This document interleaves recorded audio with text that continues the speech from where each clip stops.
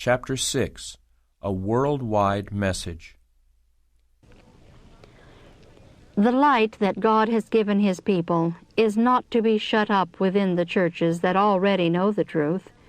It is to be shed abroad into the dark places of the earth. Those who walk in the light as Christ is in the light will cooperate with the Savior by revealing to others what He has revealed to them. It is God's purpose that the truth for this time shall be made known to every kindred and tongue and nation and people. In the world today, men and women are absorbed in the search for worldly gain and worldly pleasure. There are thousands upon thousands who give no time or thought to the salvation of the soul. The time has come when the message of Christ's soon coming is to sound throughout the world. Unmistakable evidences point to the nearness of the end. The warning is to be given in certain tones. The way must be prepared for the coming of the Prince of Peace in the clouds of heaven. There is much to be done in the cities that have not yet heard the truth for this time. We are not to establish institutions to rival in size and splendor the institutions of the world, but in the name of the Lord, with the untiring perseverance and unflagging zeal that Christ brought into His labors, we are to carry forward the work of the Lord.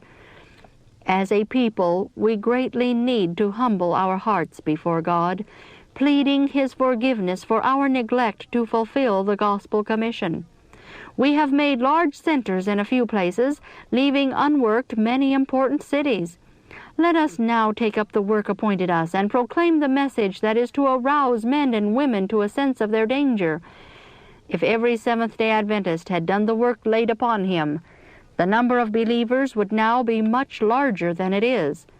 In all the cities of America, there would be those who had been led to heed the message to obey the law of God.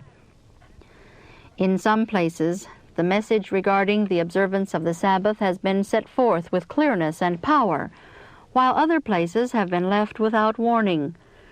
Will not those who know the truth awake to the responsibilities resting upon them? My brethren, you cannot afford to bury yourselves in worldly enterprises or interests. You cannot afford to neglect the commission given you by the Savior.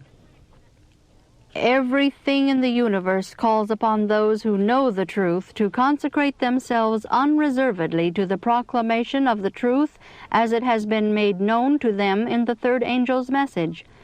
That which we see and hear calls us to our duty.